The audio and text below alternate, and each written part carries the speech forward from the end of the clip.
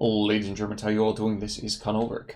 This is Rangru, hello, hello, hello. And folks, more monthly tournament action for you today. We are on Siedlce. Rang, who do we have? What do they bring into the fray? Left-hand side in the blue, we have BadgerJelly playing 5th Mountain Jaeger with a Maverick income. There And on the you right-hand go. side in the red, we have Homayoun 98 playing as 15th Scots Infantry with a Vanguard income. Great Scots indeed. So, it's been a while since we've seen the Scots. I know here's normally the point where I say, what do we expect from them? And here's normally the point where you're like, well, if we're looking for infantry AT, well, you don't be looking too far. But what can we expect against the Geburgs Jaeger, which is not really known for being super de-duper heavy in terms of, armored vehicles? Yeah, the anti-tank is a bit lacking. They do have some pretty damn good infantry, so this isn't really about getting in close and using their more spectacular infantry compared to the 15th Scots, which are more just infantry spam. They're also quite interesting on both sides to go pretty heavy in A-phase air power. Mm-hmm. That can kind of screw you over a bit if you do over-invest in air power early on, as you kind of need ground units, but at the same time, early on is also kind of a good time to use aircraft. There's not a whole lot of anti-aircraft to shoot you down. That's true. That's true. Now, funny thing about this, if you look at the northern side, it's been a bit of a wee push over here by the Scots. Not entirely sure why. I know you have said in previous times that there's not a ton of flags up here, so what might be the reason behind that? Any kind of thing you can think of? Maybe just trying to get the northern area under control to push down south. That'd be your real best bet, because that is a pretty strong area to hold on to, but yeah, it's just not very flag heavy. The center, however, is pretty flag heavy here. Homayoun's, it's a bit of a risky push as you're kind of exposed due to all the hilltop positions, but by controlling that town, you got two other flags which you can pretty easily contest. Yeah, the interesting thing about this as well is that super early air power, we have seen their influence, to put it mildly. Geburgs Jaeger and actually some pioneers that were kind of there getting hammered by early typhoons. And really that central town, assault pioneers moving on in, and these guys with their life buoy flamethrowers doing anything but saving lives here, unless you're counting about them being, Commonwealth forces, pushing back this Geburgs Jaeger and, trying to put myself into that mindset of flamethrower and everything like that. That's got to be a horrible way to go, man. Yeah, it's very scary. You just get lit up in flames, your flesh burns, and you die. I kind of understand, right? They didn't really take flamethrower troops prisoners. Yeah. Kind of hard to be okay with a dude who's like, yeah, you know what? I'm gonna go and just fry your friends. Sauerkraut and a little bit of German sausage. Hard to find some peace and quiet for that. Please. Anyway, that central town is in control of the Commonwealth forces, and this is something that you kind of pointed out also in previous times as well, and I have to echo here. Great to have all those flags, but look over here at where the SPW is, and look where everybody else is in that town, and, I don't know if I would really be too sanguine, too, happy-go-lucky here. It's a very difficult position to hold. Yeah, you need long-range anti-tank and artillery to help secure, or just trying to push up into the forest, but once again, the Geburgs Jaeger do have a bit better CQC infantry. I do want to pay attention up north here, because the push is actually developing quite decently for Homayoun. The Humber's meant to make their way forward, but his Geburgs Jaeger is actually holding off all of these Scottish infantry. Not too surprising, because semi-automatic rifles and MG42s and lots of SMGs is pretty powerful. Honestly, for me, I've been watching as these two 20mm start to engage the Typhoon over here. I'm not saying there's going to be some sort of breakwater kind of opportunity, but maybe there's potential for some damage, maybe even a kill. But the pop guns apparently don't seem to have a whole lot of lasting power here. All right. Checking back in down to the south, there was a sniper squad that was doing some decent work as well, but that universal carrier over here is actually doing a good amount of suppression damage. You're probably going to kill him here in just a moment. Yeah.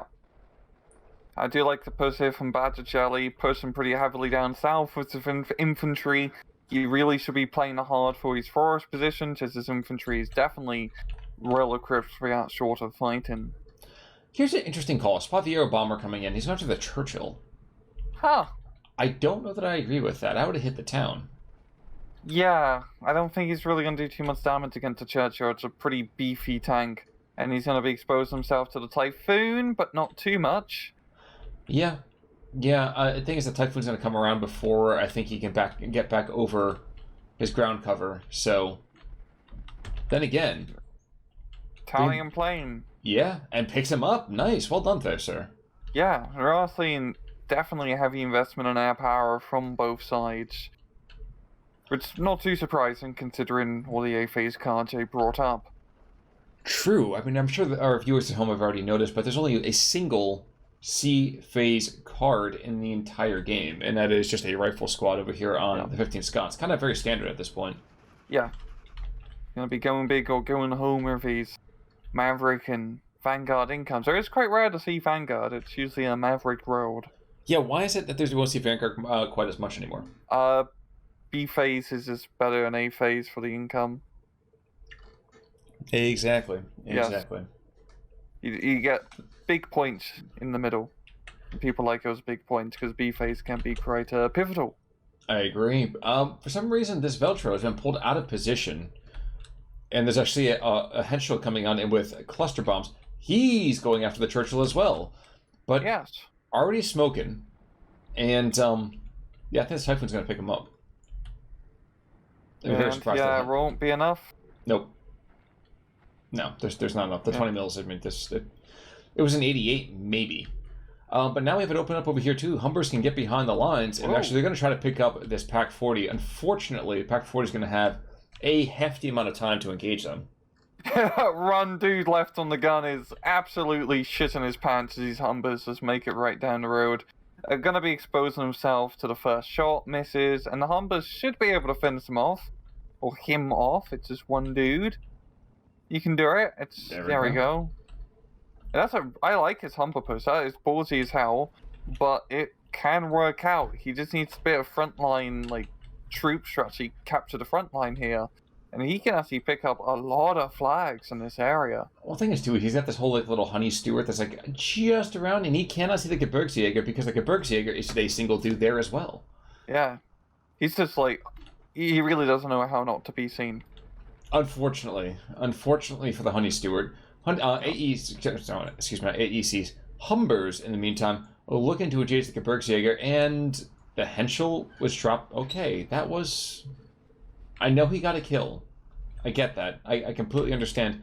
I'm not sure I would have done the same there, but...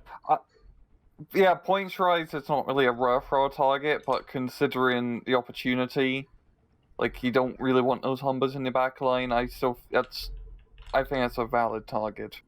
It may be a valid target, but as a honey steward just prowling around, you have 5 more squads of engineers of various types moving on in.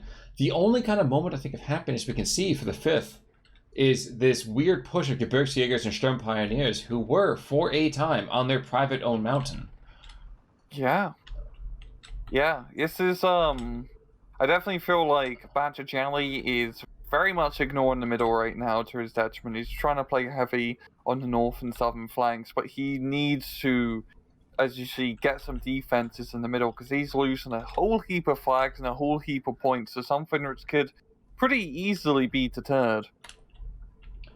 Now, interesting that his response to this is send in the Italians. It's a brave decision.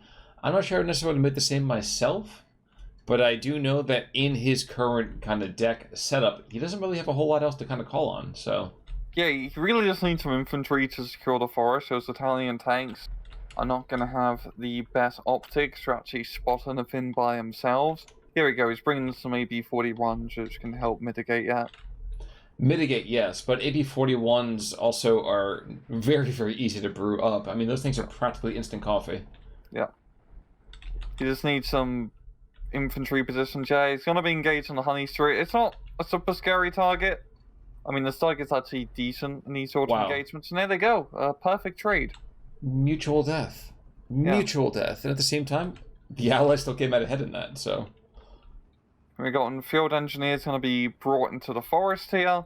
And yeah, Homayoun is not going to hold on to his position indefinitely, but he can hold on to it just long enough to get a very nice point advantage, which is definitely beneficial for his Vanguard income.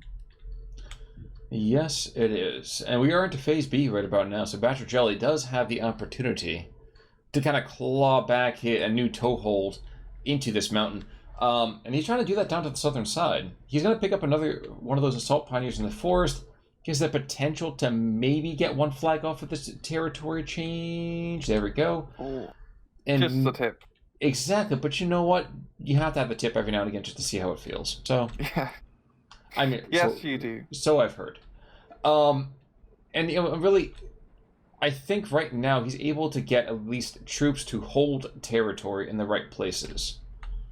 So I'm not saying he's really got things back under control, but it's better. Yeah, just trying to relieve some pressure from the central position by pushing down south is good. I would think a very cool idea is first capturing the far southeastern farm complex here, and then once that is secured, actually try pushing up north into the town from the hill. Because if he gets in close with his infantry does slap.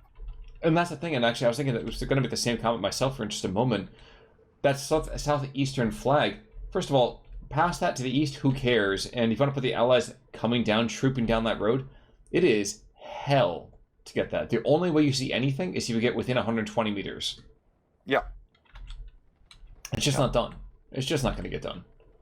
So, infantry push, though, is a little bit underpowered for what we need to be seeing there.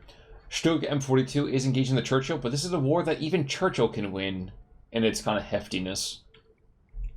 Yeah, you can pretty much just afford to sit out in the open and trade effectively with these tanks. And those two field engineers are being absolute champs by just not dying, pretty much. It's like securing 3 of these flags. I'm quite surprised Badger hasn't brought in some CQC troops just to clear it out. He's kind of just going around our position right now. He's bringing much more of a armored force to just try and play out in the open. Which is a unique decision. Which is to say, not one I think I probably would have done myself. Yeah. But, hey, it is 15-9. He's cleared the central town. And, territory, we are going to trend very slowly back towards a 12-12. I'm not saying obviously we're there yet, but, was at 14-8 in a second, I imagine. 14-10, excuse me. I can do math. But also, down south, Homayoun's got off-map artillery, and he's gearing for a counterattack here, so that can definitely throw BadgerJelly off a little bit, because this could be quite a devastating strike, as that's 203 millimeters. And there's a good amount of spread over here in these troops to the point that, regardless of who gets hit, someone's going to get hit. Yes. This isn't even a question at this point already. This is going to happen, sure as my name is Kong. So to speak. Yeah, and there we go. I mean, first chat rounds coming on in, 2 squads already down, a third, the other 2 squads into cover. And we're seeing, assault pioneers. This is a beautiful way to root out that pressure. Yeah. I mean, the Homayoun's infantry is not great by themselves. Assault pioneers are decent, but they're not very survivable compared to Stern pioneers, for example. So he needs to be able to use artillery and other pieces of fire support to actually give him the edge. It's going to be a little bit slower in this regard. He does have enough assault pioneers to clear out this, and field engineers now being brought in to clear out this southern area. So the field engineers are actually going over here to the northern side. So they're going back to the town. Oh. Which actually I think is a much better idea. I actually like bringing in these rifles that he's got going in around the forest to the northern side there. Because you don't need somebody to actually kill. You need someone to pin in place. You need someone to kind of go and draw fire so that the most important guys can get in and use their deadliness. Yeah. Oh, HS-129 going for the Churchill, but the Churchill got blapped before he could do anything. Both of them did. And Typhoon, he's going to press the target, and actually, even if he loses the Typhoon, I think that's a trade I would take every day of the week. Yeah, the Pack 40s can endanger the Churchills, and same thing with the Stugs. So knocking out, I think that's both. No, he has 3-1-2-9, so there's one more left. But you know what? Even noting the cost disparity here, I kind of feel like trading out one of my $1.5 billion fighters for a cluster bomber, especially when I have the Scots and I need to have those armored vehicles. And again, I would trade that definitely. I agree Absolutely. with you, Con. Yeah, I think I'm just surprised to the point that we actually are agreeing on this. So. I know, it's weird. It's very weird. It's very, very weird. I think it was after our fifth blood duel at my wedding that we finally started seeing eye to eye. So... It's like the movie The Duelist. Oh, absolutely. Can I get to be Harvey Keitel? I'd be okay with that. And, those troops on the southern side, the rifles even getting a kill here. So, rifle Piats. So the double burn on that, not too shabby up close. And BadgerJelly, I think, kind of panicking a bit. You can see him right now bringing in a couple hundred tickets worth of troops, trying to bolster that southern side. Excuse me. Yeah, he has managed to somewhat stabilize the central position, and if he was to retake his southern flag, he would bring it back to a 12-12, which would be pretty good. It does feel like Homayoun is losing a little bit of steam here. Just in terms of force disparity, it seems to be much more powerful units on the field from BadgerJelly's side compared to Homayoun. Yes, but also at the same time, I feel like I'm of two minds here. As the Southern Forest kind of goes under more firepower here, the AECs are going to engage at Pack 40s. Yes, you can take out the Daimlers, you can take out the AECs, and you take out actually a not inconsiderable amount of firepower. But, and here's the important thing, the Pioneers don't have AT. The Geburgs Jaegers, yes, they have AT, but you got to be super duper close for that. Yeah. That is softball range, so we're not talking Panzerfausts. And we're sure it's not getting talking any kind of anti-tank rifles. There's no Panzerboisches here. And when you donate squad after squad... Fucking hell. Yeah, see? What's he doing? Jump out of the trucks! Oh my god, that was painful to watch. Yep. And that's the other thing, too, is I think there's these kind of very, very optimistic disembarkation. That was a misplay and a half. Because he had the infantry forces, to clear out Homayoun's, infantry... But he just lost an entire platoon by not pressing the unload button and driving right into the Daimlers. The Scottish tanks aren't super scary to infantry. That's really just British tanks in general. But when you donate trucks like that, it's not ideal. And we got another very good off-map artillery strike just before it got blown up, being dropped. And this could actually work really well to Homayoun's favor. Maybe. The Daimler's dead. Run right into it. And he's going to run right into it. And actually, I think at this point, I think the Piat's going to die, and the Pioneers are going to get just suppressed at eight ways to Sunday. But the Stug, I think, is the only thing that's going to be there. And congratulations, you have one Stug and an entire front. That's not going to mean a whole lot. My headcanon is that the last rifleman just caught in the artillery strike in his position. My headcanon is that the rifleman put his head into a cannon. And it was this is better than fighting. Yes. I mean, this is weird because the southern side is pretty much desolate, but BadgerJelly kind of came out on top. Yeah. Now we have a couple 17-pounders, by the way, on the field, and the great thing about 17-pounder is that it is deadly AF against vehicles. The bad thing about a 17-pounder is it doesn't do a whole lot when it's being engaged by things like a Pack 40, which is still, I think, one of the most versatile anti-tank weapons in the game. Yeah, honestly, the German long 75 gun is probably one of the best guns in the game. Mm-hmm. It's, whether it's on a Panzer IV, a Stug, Pack 40, or an RSO, it will pretty much kill most things. And I like things which can kill most things. It makes my life easy. That's true. We missed in the meantime, and the last Henschel does claim a Honey Stewart up to the northern side. And yes, some of the vehicles are getting a little bit more minute. Even more so as now we have 105s on the map trying to engage various Scottish positions over here on the central side, looking to kill that 17-pounder. Interesting investment. I don't think this is going to start working well for Homayoun now. The artillery, the on-map artillery out here is going to prove to be quite powerful because a lot of the Scottish infantry's power is infantry. And without good fire support to counteract this, I mean, he's bringing in a lot of Achilles right now, which is going to be helpful for dealing with the tanks, but you still have to deal with all the bloody German infantry. And if the German infantry do actually get out of their trucks, they're actually quite scary. Counterpoint, 25-pounders. He he needs to buy them. That's true. Oh, absolutely. Yeah. And I think that's a fair point to be like, yes, Khan, but he has no artillery on the map. He doesn't. But the 25-pounders, they're not pack howitzers. They have more range, and they're just, oh my gosh, they're so damn good. Yeah, very good. Like he this is a thing with a lot of like Scotch replays. They either invest heavy in the 25-pounders and then artillery the enemy to hell them back, or they don't. And in this case, I mean, even with the air power, it got the Italian bombers coming in. There's a Bofors gun up north, but down south, I believe this will do a decent amount of damage. Yeah, well, it's not for the 17-pounder as well. So, I mean, anything he hits in the Achilles is incidental. Of course, the Achilles can't be killed unless you shoot him in the back of the right truck.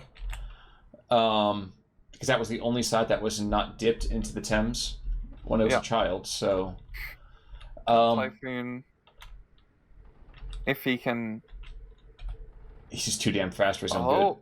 He's just too damn fast for his own good. The field engineers are still alive. I'm really surprised he hasn't cleared out that position. That's a good position geographically to hold on to. You slap the Pack 40 up into a support gun, some snipers maybe, and you can start pushing heavy south into the town. Homayoun has managed to bring it back to a 13-11. And I think too, well, I'm sorry, real quick. Watch this pair of Achilles stacking up on the M42. This goes down. Those field engineers are quite valuable again because they're going to be holding 1 flag, 2 flags, probably 3 flags out of this. Yes. Any second now. Maybe not. No, it's slow. It's slow. It's steady. I think that 20 mil that's desperately trying to kind of like, I need to be viable, guys. I'm valuable. Yeah. Bless his heart. His mother loves him, I'm sure. Northern side, there was this attempted kind of setup here, sending a bunch of Geburgs here into that region. And right now, there's not a great defensive line. When I say not a great defensive line, that presupposes that there is a defensive line at all, which really doesn't exist right now. Yes, it's really just throwing the BadgerJelly out into the open. There's a lot of Scottish infantry in cover. I mean, Stug 3 giving good fire support. Once again, there's a good amount of fire support from BadgerJelly to break on through here. He's got the artillery gun to also fire an array. It's just going to be a matter of time because there's a lot of Scottish dudes you're going to have to shoot through. And once again, this isn't like a great area to push. There's just not a whole lot of flags to really capture for the territorial gains you have to make.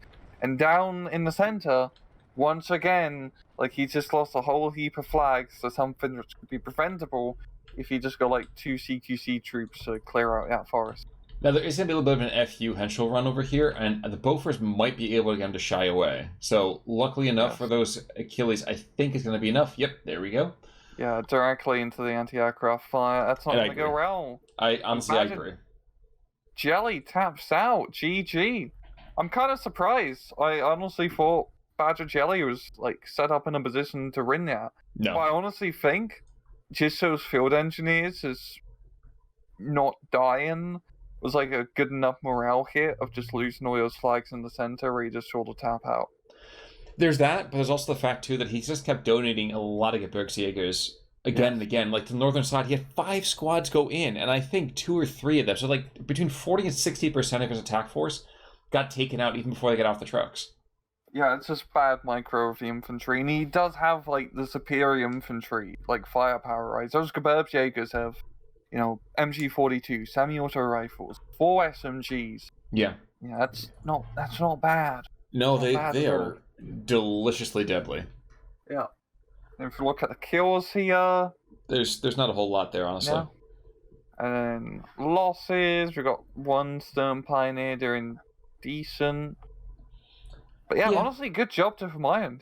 I don't feel like he should have run that, but he did, which is, it doesn't matter what I think. What matters is whether you get the victory. Exactly. Yeah. Exactly. So well done to him. Truly well done to him. But I think that's going to pretty much do for our first bit of coverage for this week. Any final thoughts there, sir? No. Okay, well in that case then, guys, until Thursday, this is Con Ulrich. I'm Rangaroo. Take it easy.